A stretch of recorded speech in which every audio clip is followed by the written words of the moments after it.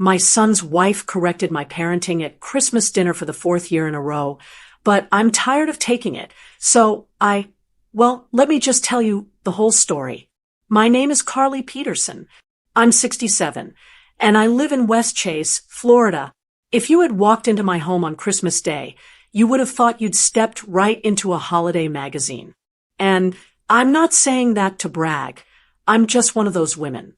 I love the holidays. I love the tradition. The tree was a big 9-footer, and I'd spent hours making sure all the ornaments my children made in grade school were front and center, right next to the fancy glass ones from Germany. The whole house smelled like pine and cinnamon and the honey-glazed ham that was resting on the counter.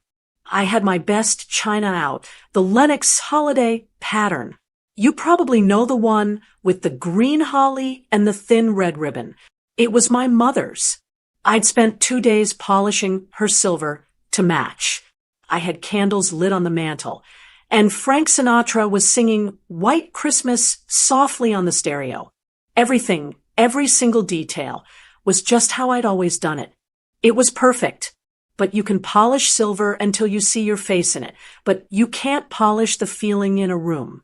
And the feeling in my house was tight, like a string pulled just a little too taut. I was just bracing myself. That's the only word for it. I was standing at the counter, pretending to check the potatoes, but really, I was just waiting for the one thing that was guaranteed to not be perfect. My husband, Hubert, was in his recliner, pretending to read the paper. He's 69, and he is a good man. But Hubert's main goal in life, his only goal, really, is to avoid a fuss. He calls it keeping the peace. I've come to call it hiding. Hubert is the type of man who would agree that the sky is bright purple if it meant he didn't have to argue about it. He could feel the tension, too. I could see it in the way he kept clearing his throat. That little ahem he does when he's uncomfortable. My 2 daughters, Charlotte and Evelyn, were in the kitchen with me. They live out of state, and having them home was the best part of the holiday. They were chatting about their kids, trying to keep things light, but they kept shooting me these little worried glances. They know what Christmas dinner has become. Then the doorbell rang, and just like that, the string got tighter. Hubert snapped his paper shut. Charlotte stopped talking mid-sentence. I wiped my hands on my poinsettia print apron, took a deep breath, and went to open the door. And there they were, my son, Floyd, and his wife, Danielle. Floyd is my only son, 45. He looked tired, older than his years. He gave me a quick, one-armed hug. "Merry Christmas, Mom," he mumbled, and he shuffled right past me toward his father. He didn't make eye contact. He hasn't really, not for a few years now. Not at Christmas. And then there was Danielle, 43, and always looking like she just stepped out of a catalog. Perfect dark hair, perfect cashmere sweater, perfect boots. She smiled at me, a bright, brittle smile that never, ever reaches her eyes. "Carly," she said, kissing the air next to my cheek. "Merry Christmas. Your house looks festive, just like always." Festive. I just smiled. That was the first little pebble. Just like always. It's funny how a compliment can be made to sound like an insult, like I was twee or old-fashioned or predictable. We all moved into the dining room. I was just about to bring the turkey to the table. It was a 20-pounder I'd woken up at 5 a.m. to put in the oven.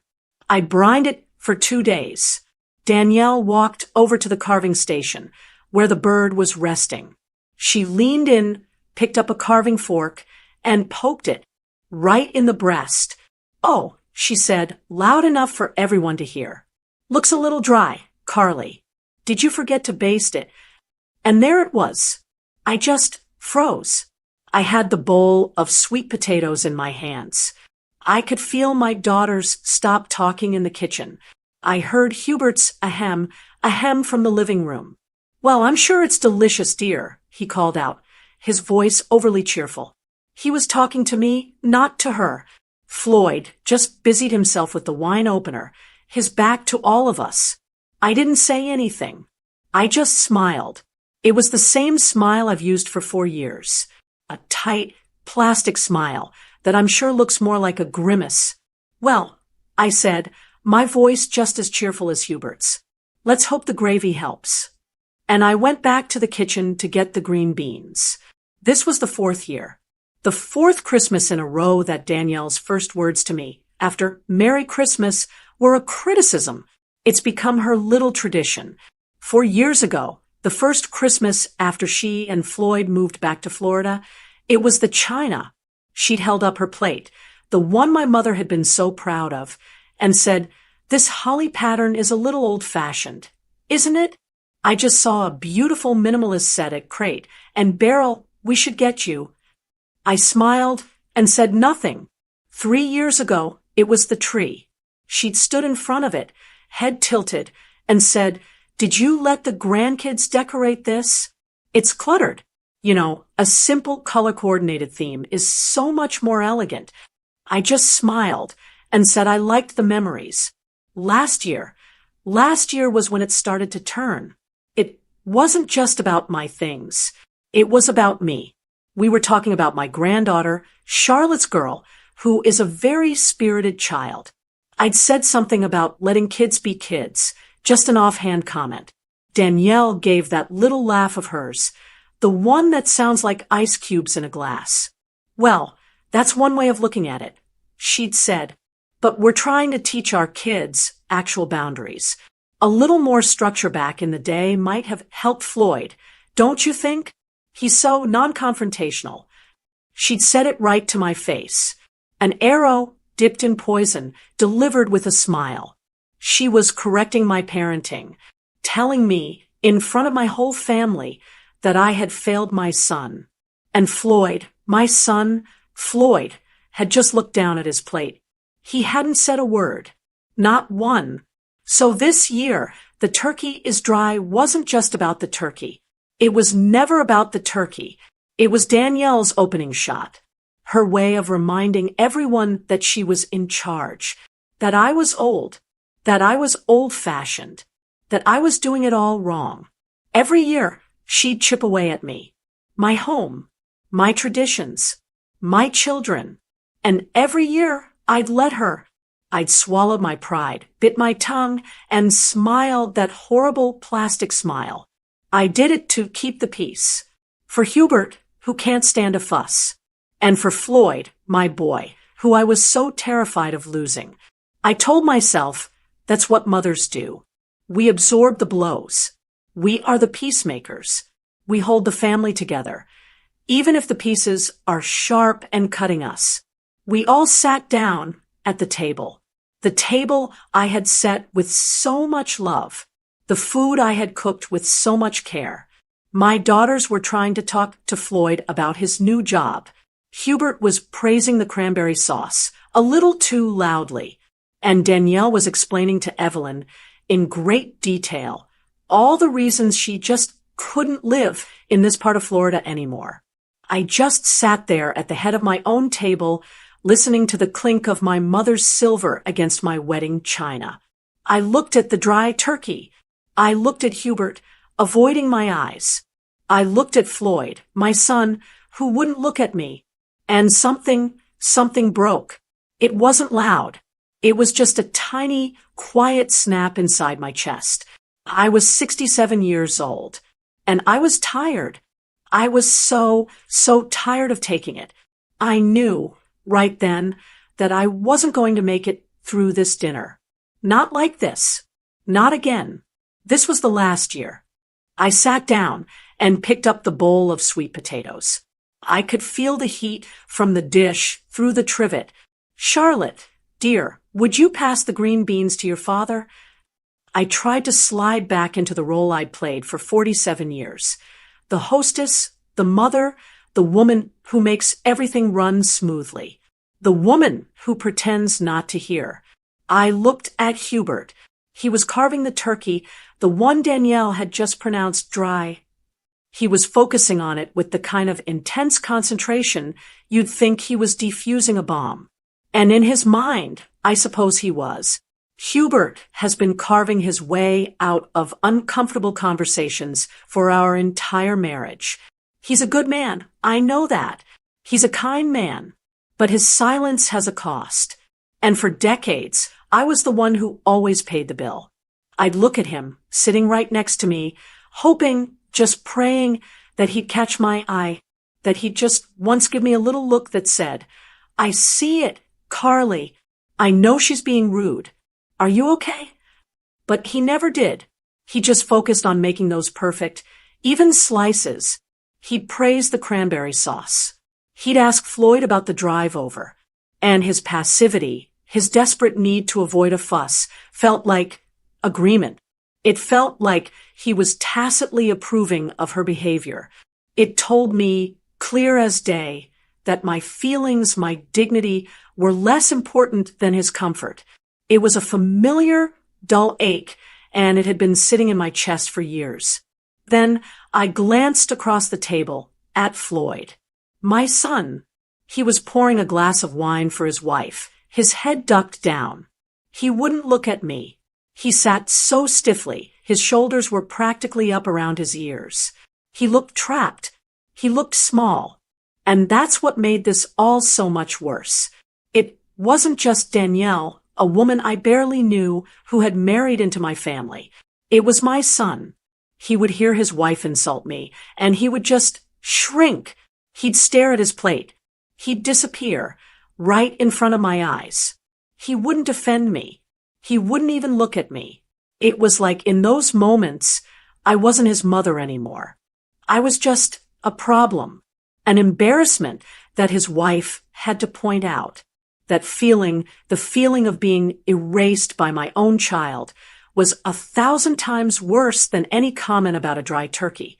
It made me feel completely, utterly alone, even at a table full of people I loved. My daughter Charlotte, bless her heart, tried to fill the silence. She's a peacemaker, like her father, but with more courage. "So, Danielle," she said, her voice bright, "how is your new decorating project going? I saw the pictures on Facebook. It looks amazing." Danielle lit up. This was her stage. "Oh, it's wonderful," she said. "We're going with a very clean, minimalist Scandinavian look. It's just so much more elegant than all this." She waved her hand, gesturing vaguely at my dining room. My warm cherry wood buffet, the hutch my father had built, the poinsettia centerpiece. Then all this clutter. Clutter. She'd used that exact word 3 years ago. She'd stood in front of my tree, the one I'd spent days on, and she'd tilted her head.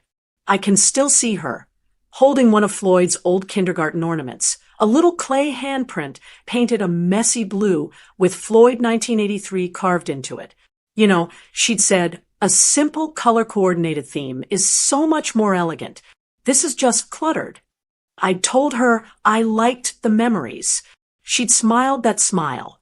"Oh, of course. Memories are nice." As if they were something to be kept in a box, in the attic, not something to be cherished and displayed. My other daughter, Evelyn, jumped in. She's more like me. A little more fire. "Well, my kids are just excited for their presents. Mom, you always get them the best things. They're still playing with that fire truck from last year." She was trying to help, to throw me a lifeline. It didn't work. Danielle put her fork down. "Actually, Evelyn," she said in that patient voice she used, the one that implied everyone else was slightly stupid, "we're trying to pivot to experiences rather than things for our kids. All these plastic toys, it's just so wasteful and bad for their development. We're asking the family to please contribute to their $529 college fund instead." I remembered that fire truck. I bought it last Christmas. My grandson, her son, was obsessed with fire trucks. He'd talk about them all day. I found a big red one, the kind he could sit in and pedal.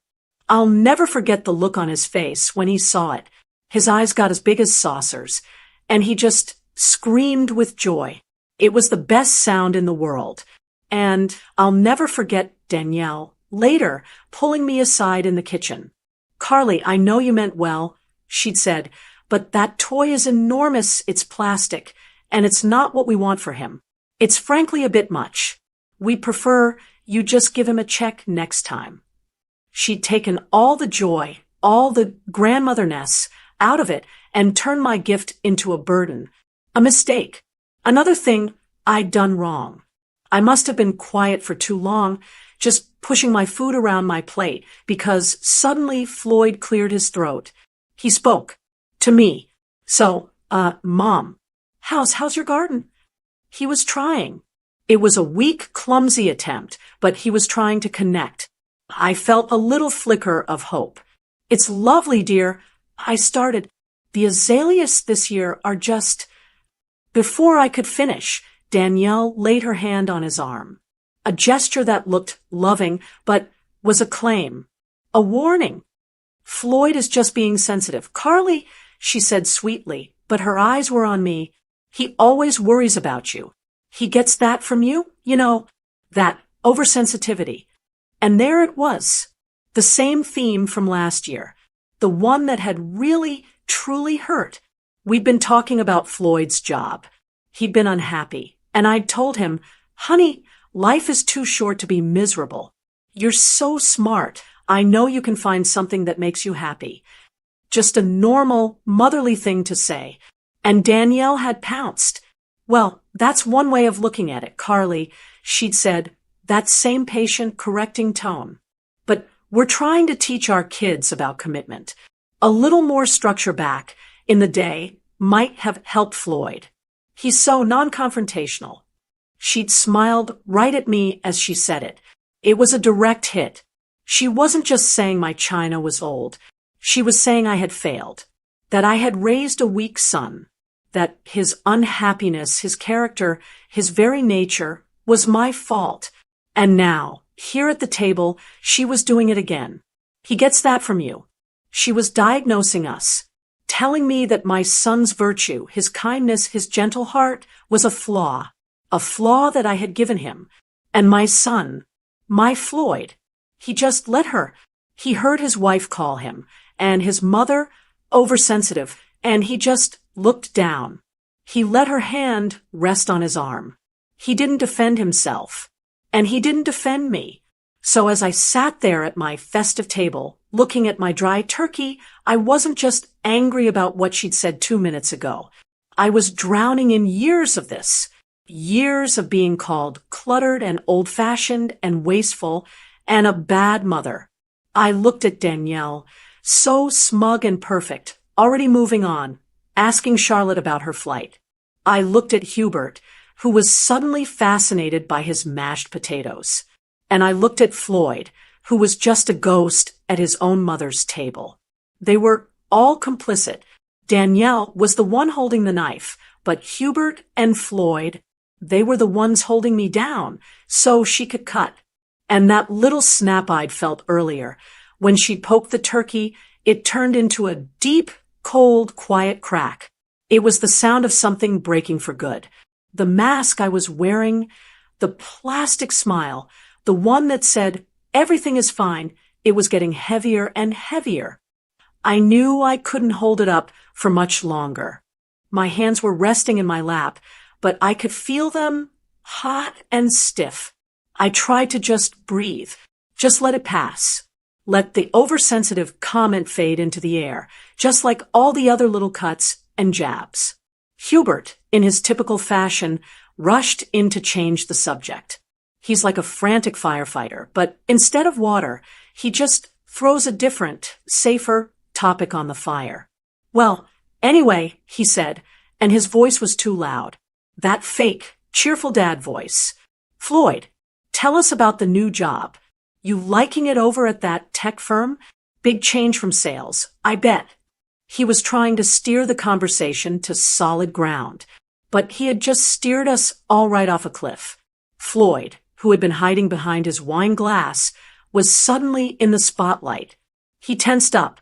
He'd just left a 15-year career in pharmaceutical sales. It was a good, safe job, but he told me in a rare, quiet moment that it was eating him alive. This new tech job was a risk, less pay to start, but he was excited. Or he had been.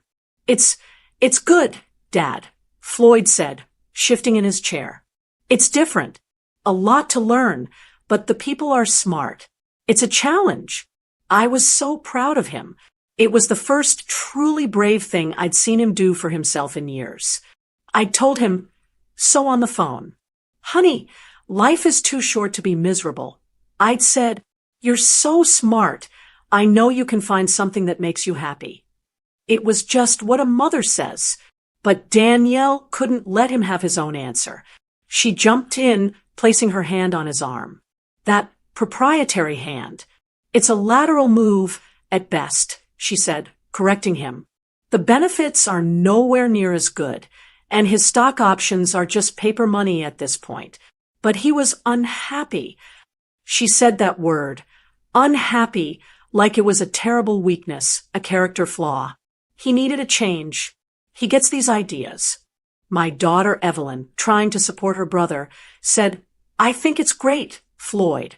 It's brave to try something new. Danielle gave Evelyn that patient, condescending smile. It's impulsive, Evelyn is what it is. But he's always been a bit of a dreamer. She patted Floyd's arm the way you'd pat a dog. Luckily, he has me to keep him grounded. The air at the table was just thick. It was suffocating.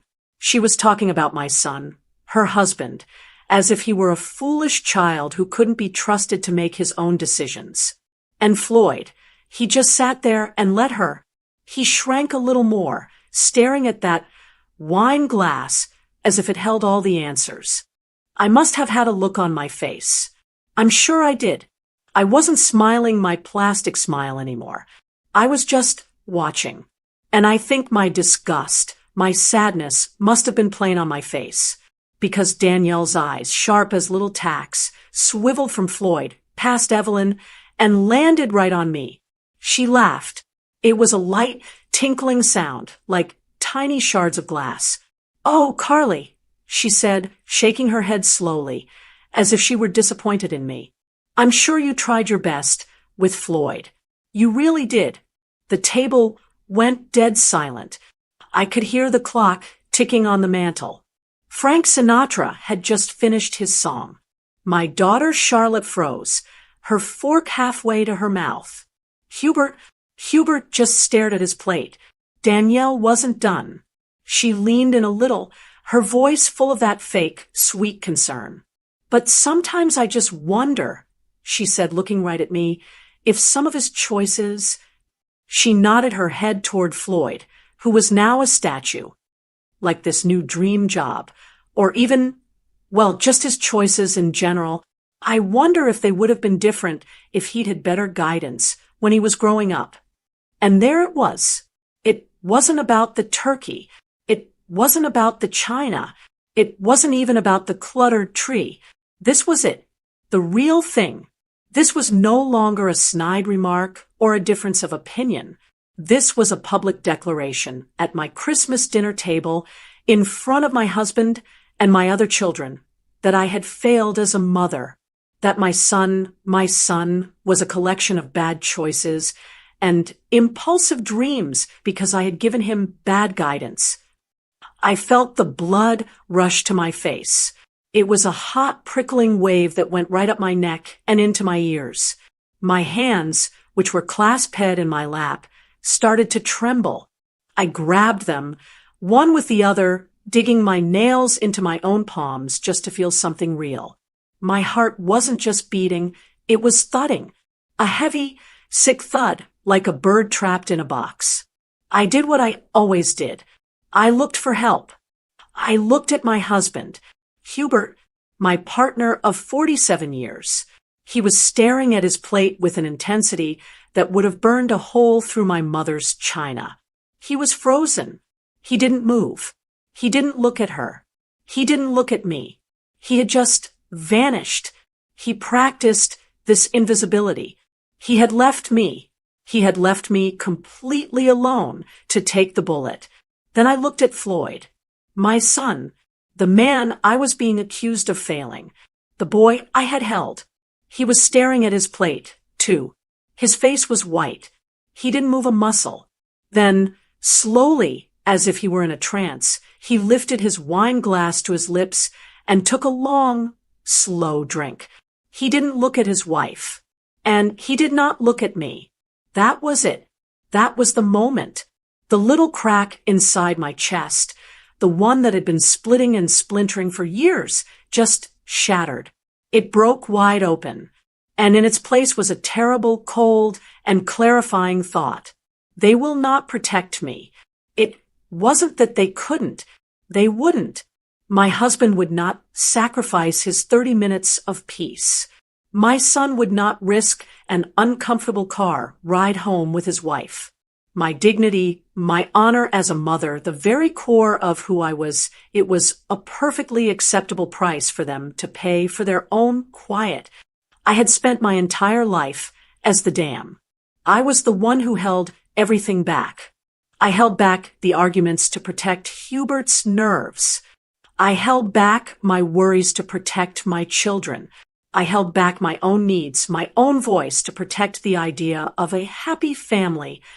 And I realized, looking at my husband's bowed head and my son's empty stare, I was the only one protecting anything. The dam broke. All the years. All the swallowed insults. All the just let it go, Carly. All that it's not worth a fuss. All the lonely nights I'd cried because my husband would rather read the paper than see me. All the heartache of watching my son disappear into this angry, critical woman. It all rushed up, but it wasn't hot. It wasn't a scream. It was cold. It was perfectly, terribly calm. My hands stopped trembling. I unclasped them in my lap. Danielle was still watching me. She had that little smirk on her face. She was waiting for me to do what I always did, smile that tight plastic smile, and ask, "Who wants more potatoes?" She thought she had one. She thought she'd just delivered the final word. I lifted my head. I looked right at her, right into her eyes. I felt the plastic smile on my face, the one I had worn for years, just melt away. I let my face be exactly what it was, the face of a 67-year-old woman who had finally had enough. Danielle's smirk faltered. Her eyes flickered. She could see it. She knew something was different. The room was so quiet. I could hear the hum of the refrigerator from the kitchen. This year, everything changes. I just looked at her. My face was bare. I wasn't smiling. I wasn't angry. I was just done. Danielle's smirk was gone. It had been replaced by a tight, confused, wary look. She knew the rules had just changed, but she didn't know what the new rules were. She was watching me, waiting for me to do what I always did. Smooth it over, offer her more ham, pretend I hadn't heard. The silence at the table was heavy. It was a physical thing, pressing down on all of us. The only sound was the clock on the mantel. Tick, tock, tick, tock. It sounded like a hammer. My daughters, Charlotte and Evelyn, were frozen. They were watching me with wide, terrified eyes. Hubert, my husband, was staring at his hands, which were clasped on the table so tightly his knuckles were white. He looked like he was praying. And Floyd, my son, he had his eyes closed. He had just checked out. He was gone. I knew, right then, nobody was coming to save me. This was it. Slowly, deliberately, I placed my knife on the edge of my plate. I set it down, so carefully it didn't make a sound. Then I placed my fork on the plate, right next to the knife. The little clink of the silver against my mother's china was as loud as a bell ringing in a church. Hubert flinched. He made a tiny sound, a little like he'd been poked. I picked up my linen napkin from my lap, the one with the little holly leaves I'd embroidered by hand 30 years ago. I unfolded it. I dabbed the left corner of my mouth. then the right. My hand was not shaking. I was surprised by that. I felt calm, colder than I'd felt in years. I refolded the napkin carefully, making sure the creases were straight, and I placed it on the table right next to my plate. Then I turned. I didn't just turn my head. I turned my whole body in my chair. I swiveled my hips, planted both of my feet flat on the floor, and faced Danielle directly. I was no longer the hostess at the head of the table. I was just a woman speaking to another woman. The silence stretched. It was unbearable. I let it sit there and press on all of them. I let them feel the weight of what she had just said. Finally, I took a breath. My voice, when it came out, didn't tremble. It was low, and it was clear, and it was mine. Danielle. Hubert's head shot up. He made a noise, a little gasp. Carly, he whispered. It was a warning, a plea. Don't make a fuss. I didn't look at him. I didn't look at my daughters. I kept my eyes right on Danielle. For the past 4 years, I said, my voice as steady as the table we were sitting at, you have come into my home for Christmas. Danielle's face began to tighten. Her nostrils flared just a little. She knew this wasn't going to be an apology. And for 4 years, I continued, you have used this dinner as an opportunity to insult me. Now, Carly, Hubert said, his voice stronger, fake and hearty. That's not fair. I'm sure she didn't mean. Be quiet, Hubert. I didn't yell. I didn't snap. I just said it. And he stopped. He actually, for the first time in our 47 years of marriage, just stopped talking. His mouth hung open. I turned back to Danielle. Her eyes were hard. You've criticized my cooking, I said, and I nodded at the turkey. You've criticized my home. You've called my memories clutter. You've criticized the gifts I give to my grandchildren. I leaned in just an inch. My voice got even quieter. And for the last 2 years, you have decided it is your place to publicly correct my parenting of my son. Her face was turning red, a splotchy, angry red that started at the high collar of her expensive sweater. She wasn't used to this. She was the one who attacked, not the one who was attacked. And for 4 years, I said, and this was the most important part, I have let you. This was the part that made my daughters look at each other. I have sat right here. I went on, and I have smiled. I have said nothing. I've held my tongue. I've done it because I didn't want to fuss. I thought I was keeping the peace. I thought I was protecting my husband from an argument he didn't want. I thought I was protecting my son. I glanced at Floyd. His eyes were open now. They were wide with a kind of terror. He looked like a little boy who was about to watch his 2 favorite toys break, protecting my son from being caught in the middle. I turned back to Danielle. But I was wrong. I wasn't keeping the peace. I was just letting you. I was teaching you that it was okay to treat me this way. I was teaching my own children that it was acceptable for someone to disrespect their mother. I was teaching my husband that my feelings, my dignity were less important than his comfort. I took one more breath, but not this time. I said it, and the world didn't end. The ceiling didn't fall in. This is my home, I said, my voice still quiet, but it cut through the room. This is my table. This is my family. And you will not disrespect me in my own home again. The silence that followed was absolute. It was loud.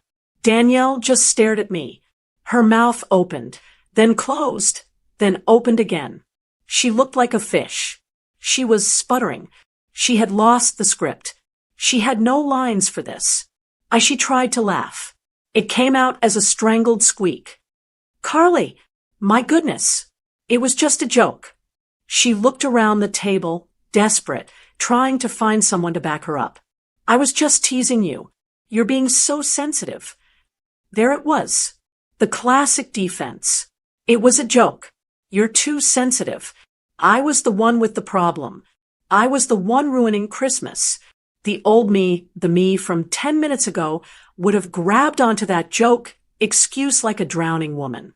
I would have said, "Oh, of course, dear. I know. I'm just tired. I'm sorry." I would have apologized to her. I would have smoothed it all over just to make the terrible silence stop. I felt the pull. That old habit, the deep, deep groove of 47 years of peacemaking. Just make it stop, Carly. But I looked at her, her flustered, angry face, her eyes, which were not apologetic, but furious.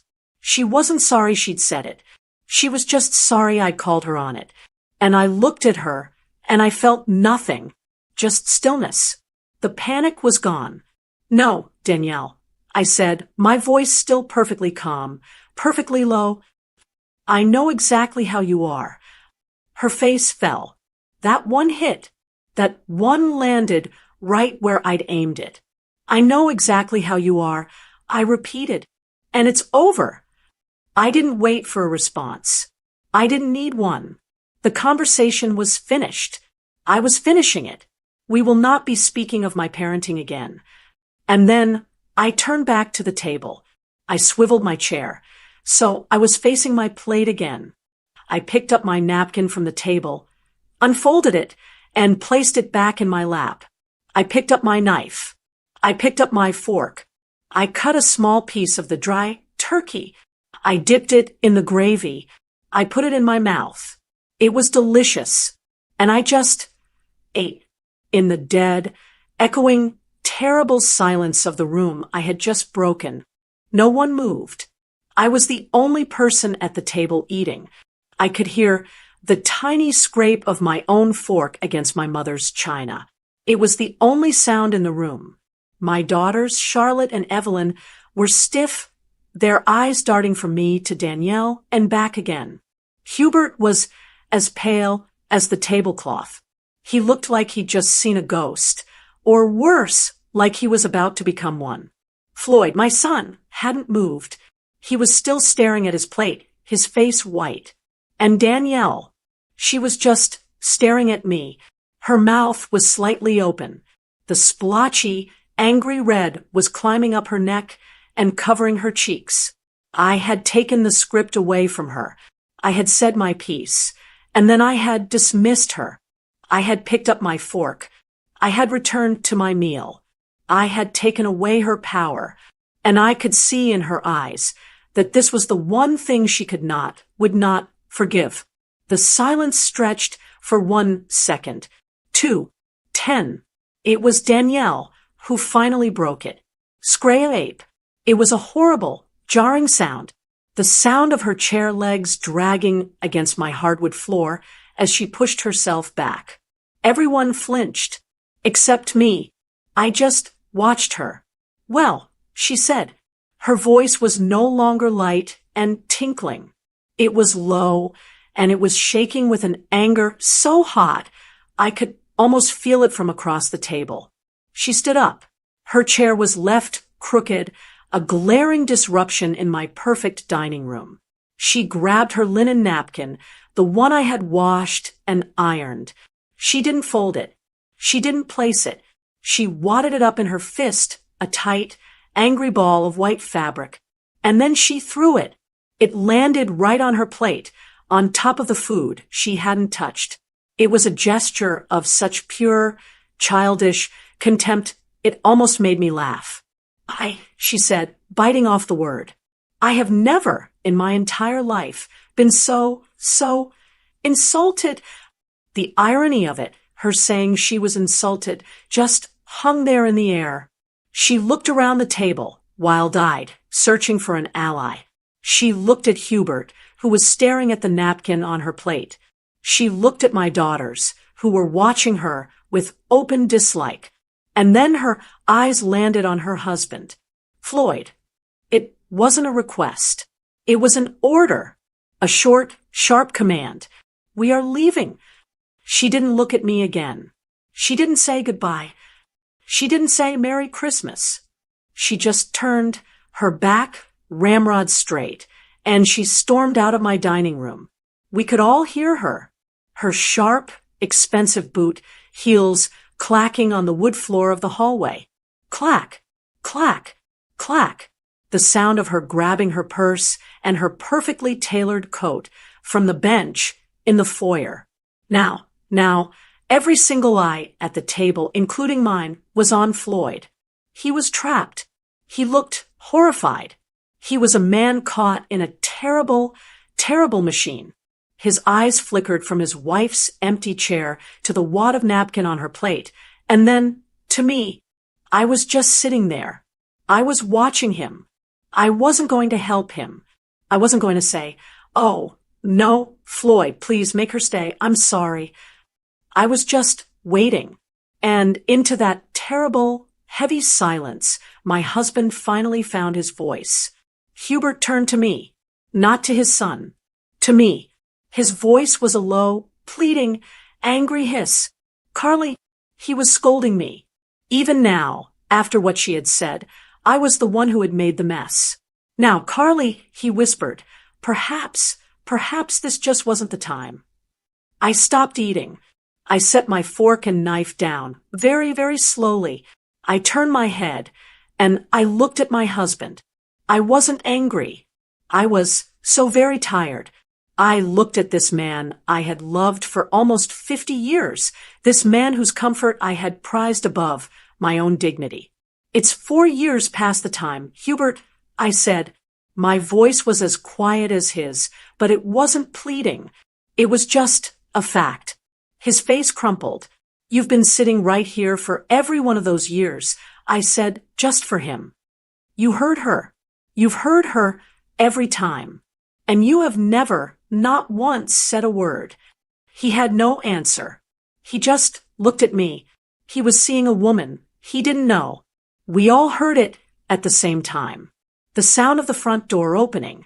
A rush of cold, damp Florida air, what we call cold, anyway, washed into the dining room, making the candle flames flicker. She was standing there, holding the door open. She was waiting for him. That sound, that draft of cold air, it broke the spell for Floyd. He looked at me. His eyes. I will never forget his eyes. They weren't angry. They weren't sad. They were accusing. He was looking at me like I had done this, like I had put him in this position. I had forced this choice. I had ruined Christmas.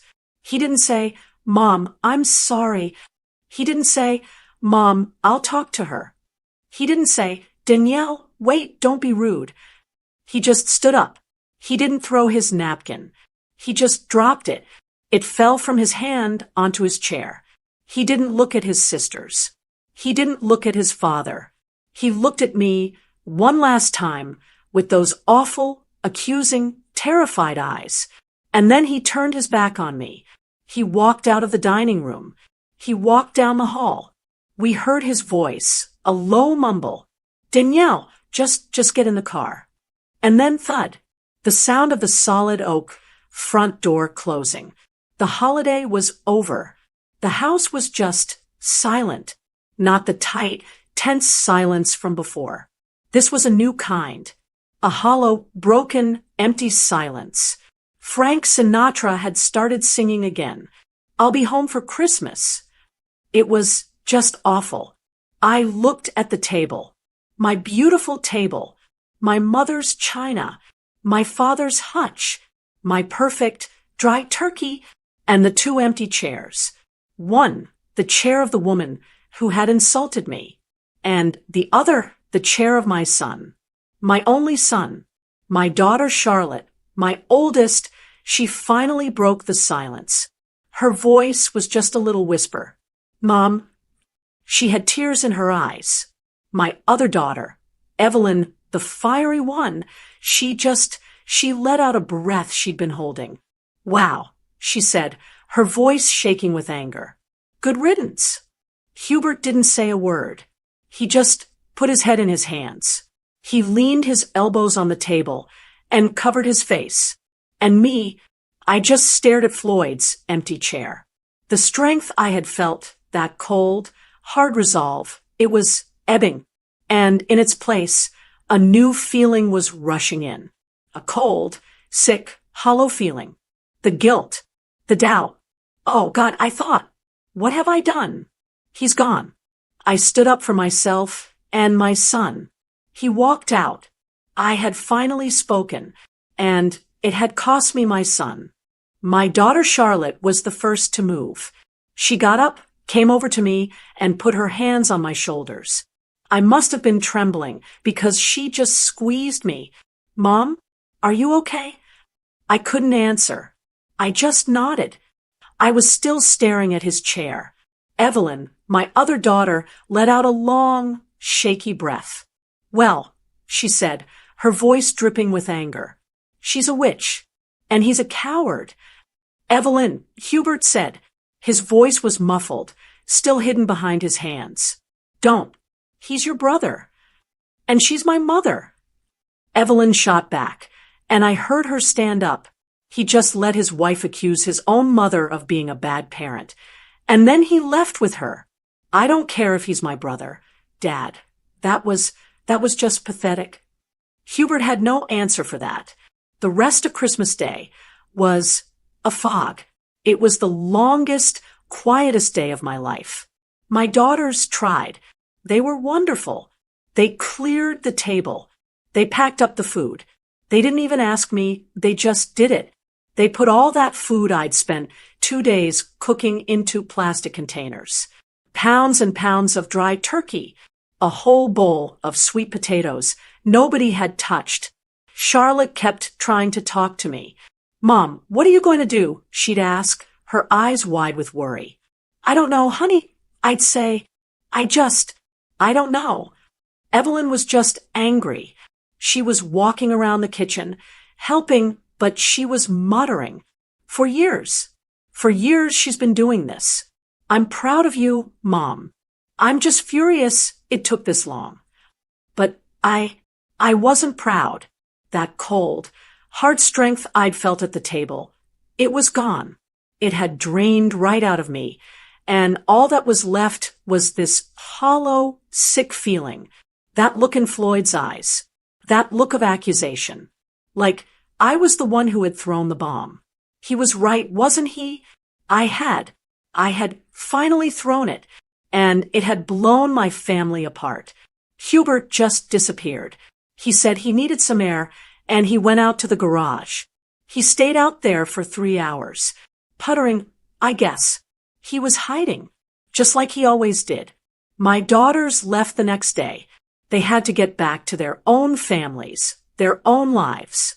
We had a sad little breakfast of leftover ham. We didn't talk about it again.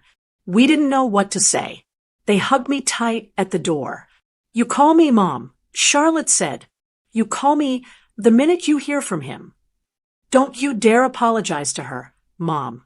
Evelyn said, her voice fierce. Do not. You have nothing to apologize for. And then they were gone. And the silence in that house was deafening. The Christmas tree was still up, but the lights seemed garish. All that light, all that joy, in a house that felt like a funeral. Hubert and we just existed. We moved around each other. He'd go into the living room and turn on the news, but he'd keep the volume so low it was just a murmur. I'd go into the kitchen and wipe counters that were already clean. I'd scrubbed my mother's china and polished the silver and put it all away. I packed up all those little handmade ornaments from the cluttered tree. I did it all with this heavy, aching weight in my chest. The phone was the worst part. Every time it rang, my heart would just leap into my throat. It's him. It's Floyd. But it never was. It was Charlotte calling to check in. Anything? No, honey, nothing. It was Evelyn. He still hasn't called. Unbelievable. What a coward.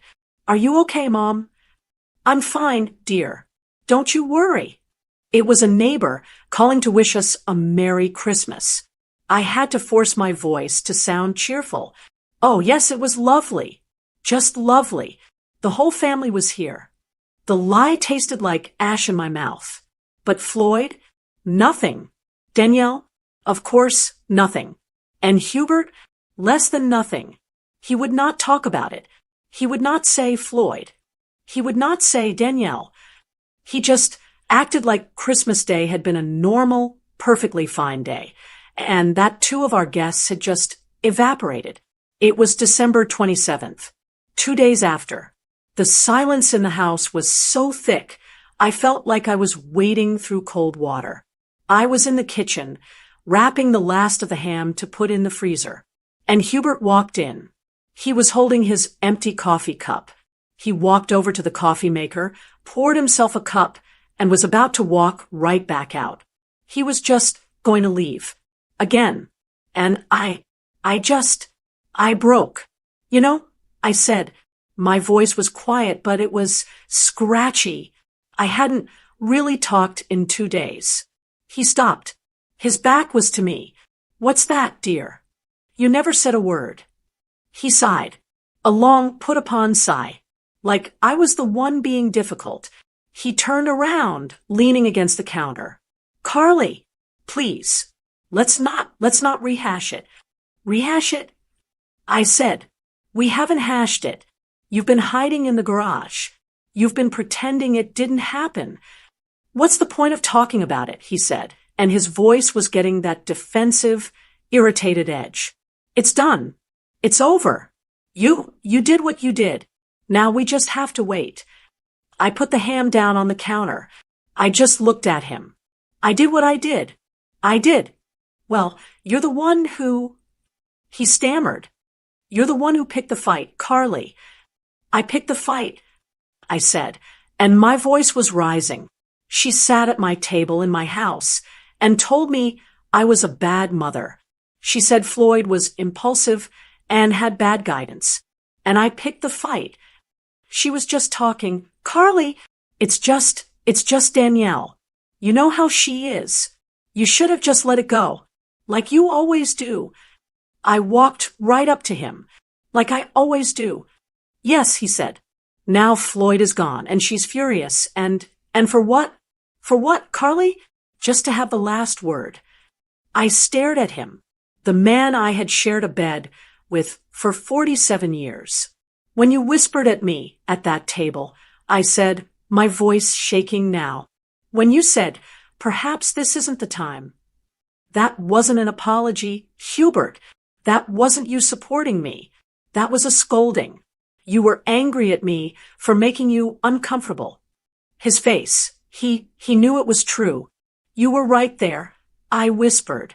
You've been right there for 4 years. You heard her call my home cluttered. You heard her say my gifts were wasteful.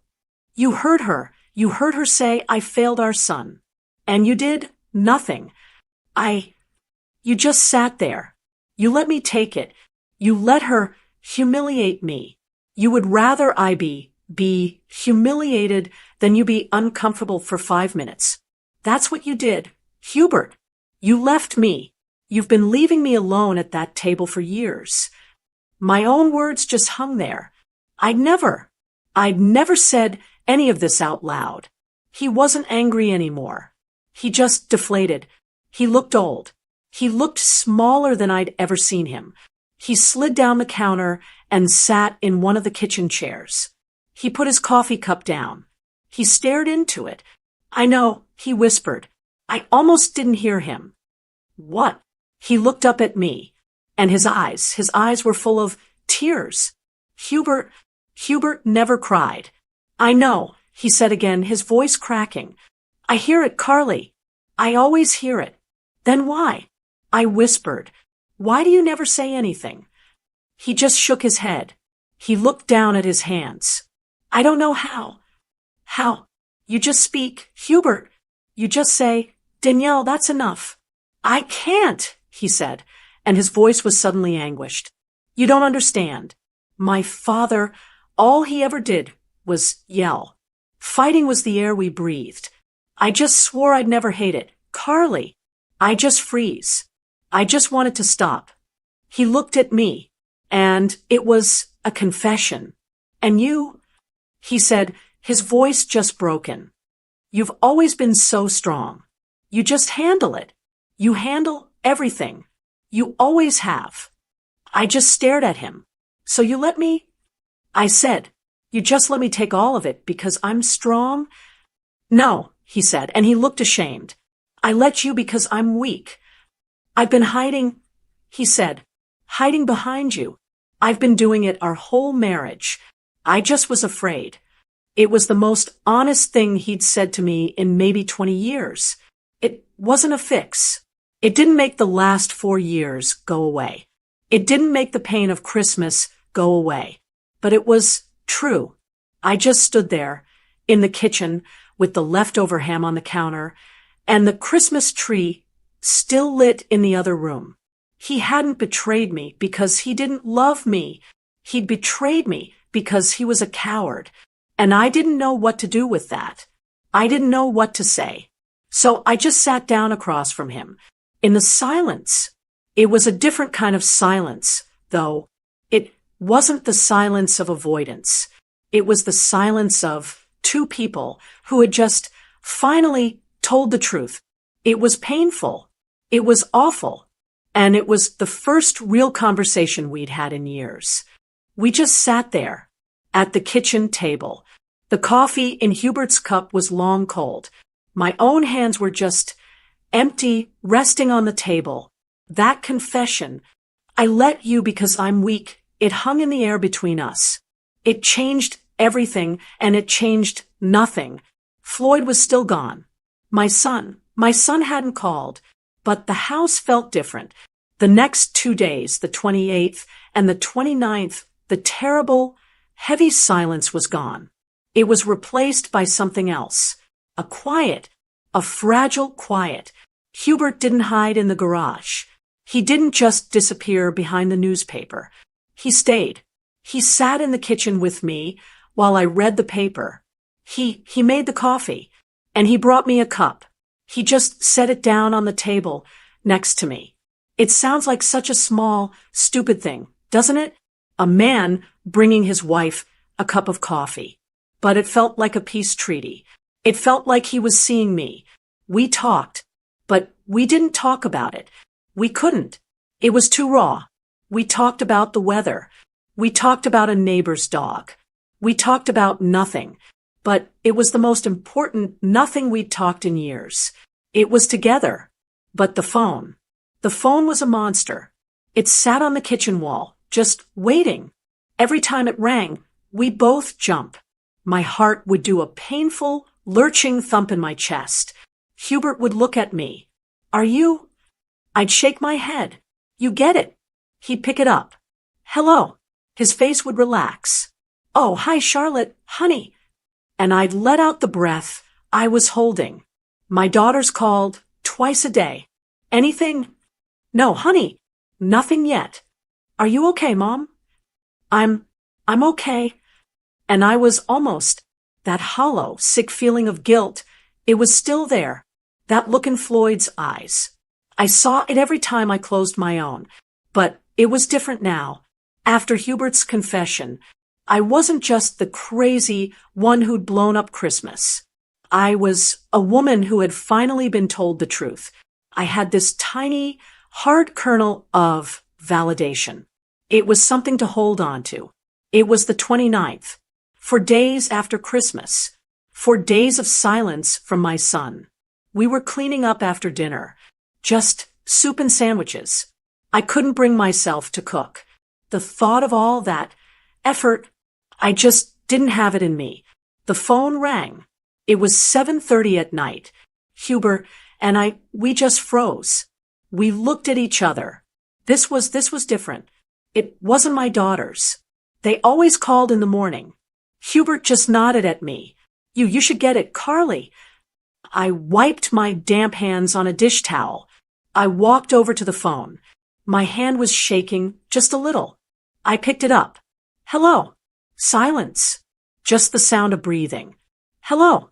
I said again, my voice sharper. And then, Mom. The relief, it was so strong, so sudden, my knees almost buckled. I had to grab the counter. Floyd. It came out as a whisper, a gasp. "Oh, Floyd, are you okay? Is Dad there?" His voice. It wasn't my son's voice. It was thin and strained and so distant. It was the voice of a stranger. Yes, honey, he's right here." I looked at Hubert. His face was white. He was holding onto the back of a chair. "Floyd," I said, fumbling for the button. "I'm putting you on speaker." "Okay, fine," he said. Just one flat word. I pressed the button. The little green light came on. The sound of nothing, of static, filled the kitchen. "Son." Hubert's voice was gravelly. He sounded old. "Hi, Dad." Another silence. "Floyd, honey, we've been—" I started, but he just talked right over me. "Look," he said. "Mom, I don't have a lot of time." I could hear it. The control. He was speaking in a measured, careful way. The way you talk when someone is in the next room, listening. My heart, which had been leaping with relief, just sank. It sank right down into my shoes. This wasn't an apology. "Things here," he said, and he let out a long, slow breath. "Things here are tense, Mom. They're really tense." I closed my eyes. "I'm sorry to hear that, Floyd. I really am." "Yeah," he said. "Well." Another silence. He was struggling. He was trying to say something. "Look, Mom," he said, and his voice got softer. "I guess I understand why you did it."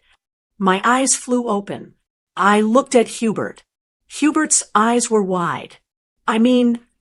Floyd stammered. "I know she can be—" He couldn't say it. He couldn't say cruel. He couldn't say mean. "She can be difficult." He said it. He'd admitted it. He saw it. I felt this surge of hope, of joy, almost. He sees me. He knows. "Oh, Floyd," I said. "Honey, But, and there it was, the word that just killed everything. "But you just really made things difficult, Mom. You really blew everything up." I just had no air. It was the same accusation I'd seen in his eyes when he'd walked out. "You did this." I was the one who was difficult. I was the one who had blown it up. Not Danielle, who had attacked me, who had defended myself. Hubert let go of the chair. He sat down. He just sank. I felt that old instinct rising up in me. The peacemaker. The fixer. The guilt was overwhelming. Oh, God, he's right. I've ruined it. I've ruined everything. My son's marriage is tense, and it's my fault. I should have just been quiet. I should have just let her. The words, they were right on the tip of my tongue. "Oh, Floyd, I'm so sorry. I'll call her. I'll apologize. I'll do anything. Just don't be mad at me. Just come home." I wanted my son back. I opened my mouth. I was going to say it. I was going to apologize. And I looked at Hubert. He was sitting at the table, his head in his hands. He looked defeated. And I remembered his voice just 2 days ago, right here in this kitchen. "I let you because I'm weak. I've been hiding behind you." And I realized what I was about to do. I was about to agree with them. I was about to agree that I was the problem. I was about to undo the one true, honest, painful thing I had done for myself in my entire adult life. I was about to crawl back into that box. The strong one. The one who just takes it. And I suddenly saw the whole conversation. I saw my son hiding, probably in his garage, calling me on a phone, his wife, probably checks. And he hadn't asked. He hadn't once said, "Mom, are you okay?" He hadn't said, "Mom, I'm so sorry she said that to you." He hadn't said, "Mom, I'm so sorry. I froze. I'm sorry I didn't defend you." He hadn't apologized. He hadn't checked on me. He was scolding me, just like his father used to. He was telling me that my feelings, my dignity had made his life difficult. He wasn't calling to fix us. He was calling for me to fix his problem with his wife. And that new, cold, sad clarity, it just washed over me. And it washed all the guilt right out. And all that was left was just this profound sadness. My son, my boy, he was just like his father. He was a coward, and he was asking me to be strong so he could be weak. And I just couldn't. Not anymore. My hand was still on the receiver, but I was just standing there, frozen. I had just seen the whole ugly, painful truth. My son was not calling to see if I was okay. He was calling to manage the tense situation I had created for him. Hubert was watching me. He could see the apology I was about to make just die on my lips. He saw the shift. On the speaker, the silence stretched. Floyd was waiting. He was waiting for me to do what I always did. He was waiting for me to fix it. He finally cleared his throat, his voice impatient. Mom, did you hear me? It's a mess. And then he said the words that just broke the whole thing open. Mom, I'm really caught in the middle here. His voice was a whine. It was the voice of a little boy who was about to have his toys taken away. It was a voice steeped in self-pity. I don't know what you want me to do, he said, his agitation growing. I can't choose, Mom. I can't choose between my mother and my wife. I looked across the kitchen at my husband, Hubert, who, just 2 days ago, in this very room, had confessed that he'd let me take all the blows for 47 years because he was weak, because I was the strong one. And now I was listening to my son say the exact same thing. He was caught. He couldn't choose. He was weak. And he was asking me, just as his father had done for our entire marriage, to be strong for him. He was asking me to be the one to back down, to be the one to absorb the disrespect, so he could have peace. I saw the whole miserable cycle right there in front of me. I was listening to my son become his father, and I just couldn't. I couldn't do it. I couldn't sign up for another 40 years of this. I couldn't let this be my son's life, and I couldn't let it be mine. I took a deep breath. My hand on the counter was steady. Floyd, I said, my voice was not the voice he was waiting for. It wasn't the "I'm so sorry, I'll fix it" voice. It was just quiet, and it was sad, but it was firm. I am not asking you to choose. On the other end of the line, there was just silence. This was not in his script. I have never once asked you to choose between me and your wife. I continued. This was never about you picking sides. But Mom, I said, my voice cutting through his excuse, was about your wife insulting me. In my home. At my table. I know, but... And this, I said, and this was the hardest part, was about you and your father, sitting right there, and letting her. I heard him take in a sharp breath. He had no answer for that. I know how she is, Floyd, I said, and I looked at Hubert, who was just watching me, his eyes wide. And I know how you are. You're a peacemaker, I said, and my voice was full of a sad, aching love. You're just like your father. You just want the fuss to stop. You'll do anything to make it quiet. You'll even, I said, my voice dropping, you'll even let me get hurt, just so you don't have to have an argument. It was the whole awful broken truth of my marriage, of my son. So, I said, I'm telling you what I have chosen. Hubert had his hands clasped on the table. He was leaning forward. He was with me. I've chosen me, I whispered. I've spent my whole life, Floyd, my whole life, keeping quiet just to make everyone else comfortable. I've spent 47 years making sure your father never had to be uncomfortable. I've spent 45 years making sure my children were happy. And I took a deep, shaky breath. I am tired of being quiet, Floyd. The silence on the phone was absolute, empty. I love you, I said, and the tears, they were finally coming, but they weren't guilt tears. They were just sad. I will always love you. You are my son. But I will not be belittled. Not by Danielle. Not by anyone. Not anymore. And I took a breath. I will not apologize for standing up for myself. There. It was done. I had said it. I had refused to fix it. Floyd was just silent. I could practically hear him processing it. He had no tools for this. His one tool, Mom will fix it. I had just taken it away. So, he finally said, his voice was tiny. He was a little boy. So what happens now? I closed my eyes.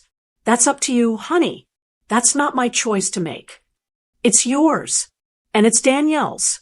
My home, I said, is always open to you. But it is not open to disrespect. The door is open for a relationship, but it's built on respect now. That's the new rule.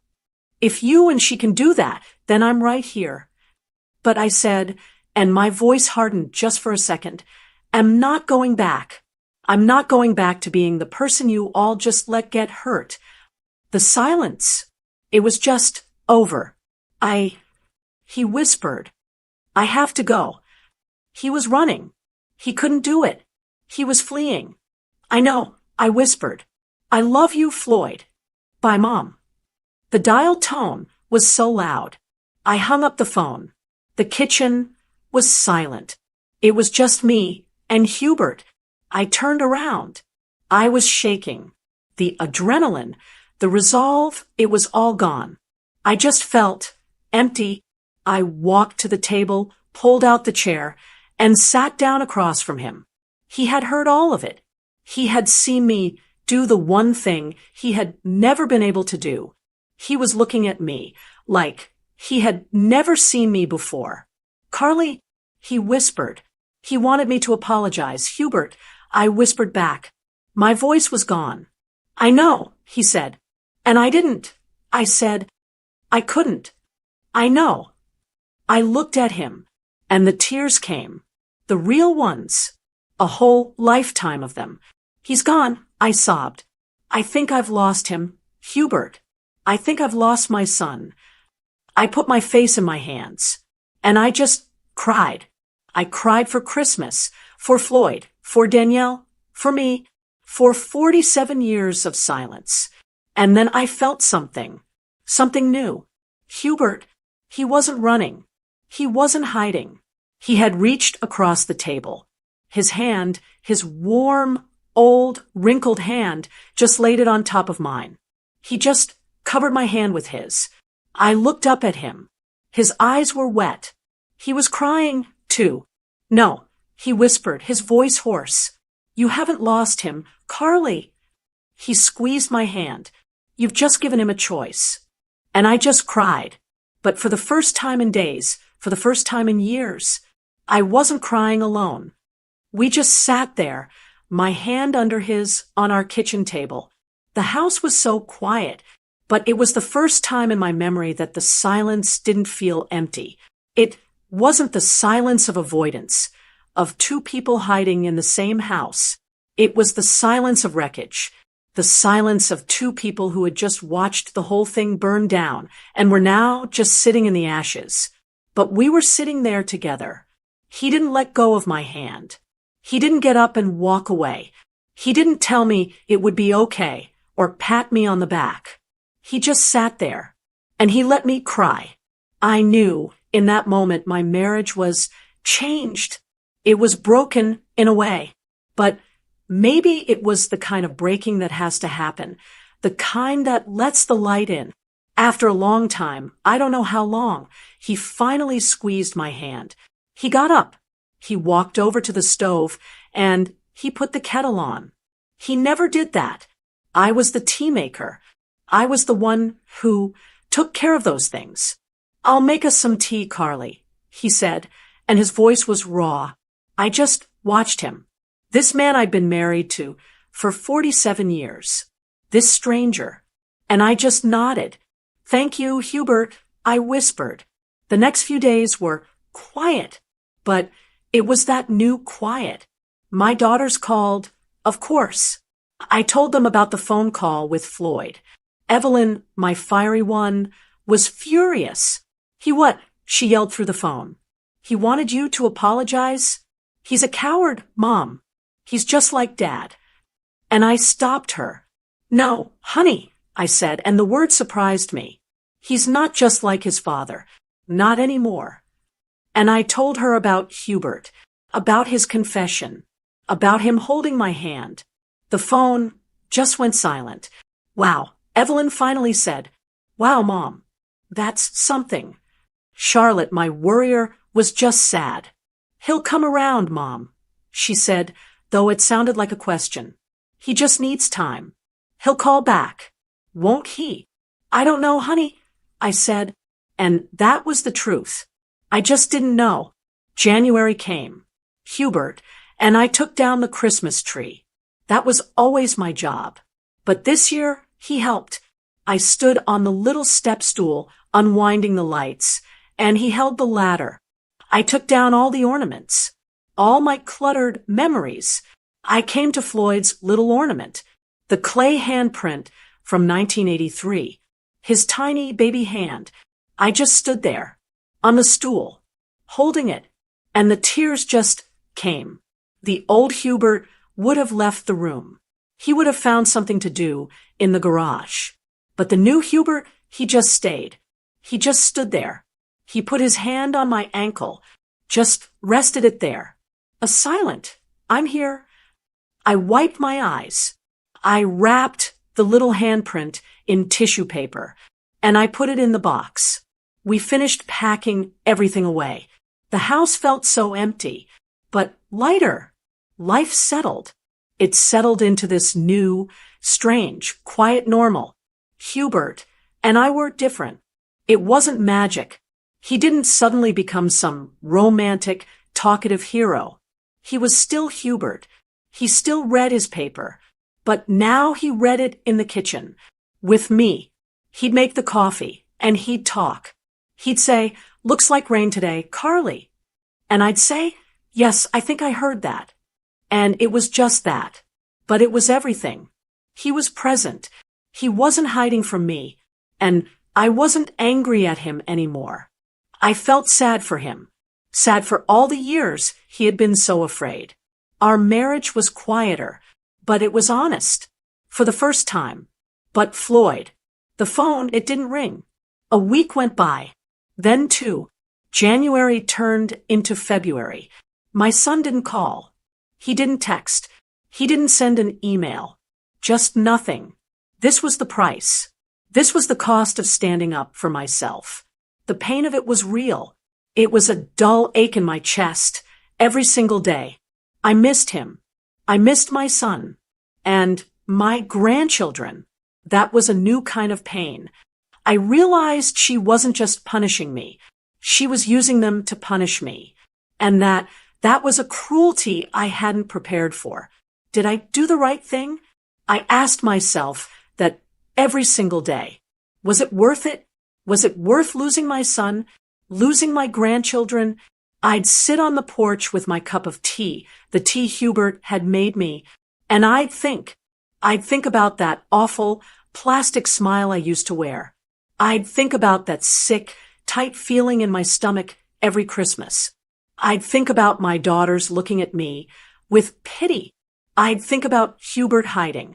I'd think about the years of swallowing my own voice, the weight of all that silence. And I realized the weight was gone. I was sad, yes. I was heartbroken about Floyd, but I wasn't carrying that awful weight anymore. I wasn't responsible for Hubert's comfort. I wasn't responsible for Floyd's tense marriage. I wasn't responsible for Danielle's anger. I was just responsible for me. And that was the freedom. It wasn't a happy, giddy freedom. It was lonely, and it was quiet, but it was real. I had spent 47 years keeping the peace, and I finally learned what that really meant. Keeping the peace just meant that I was the one who had to suffer. I was the one who had to be silent. I was the one who had to be disrespected, all so everyone else could be comfortable. True peace It isn't just the absence of a fight. True peace is the presence of respect. Respect for each other. And respect for yourself. I had to break my family's peace just to find my own. And I don't know what happens next. I truly don't. Maybe Floyd will call tomorrow. Maybe he won't call for a year. Maybe he'll never understand. But I am not going back. I am 67 years old. And I am finally free. So now I have to ask you, what would you have done? Would you have stayed silent? Would you have swallowed it one more time just to keep the family together for one more Christmas? To keep your son and your grandchildren in your life? Or would you have stood up for yourself like I did, even if it meant risking everything? I'd really love to hear your thoughts. Let me know in the comments below. This is hard, and I think we all need to talk about it. And if this story spoke to you, if it felt real to you, I'd be so grateful if you'd like this video and maybe share it with someone else who needs to hear that they're not alone. It helps so much. And be sure to subscribe to the channel if you haven't already. We talk about these kinds of real-life stories all the time. Thank you for listening to me. There's another story waiting for you right now. Just click that box on the screen to watch the next video. I'll see you there.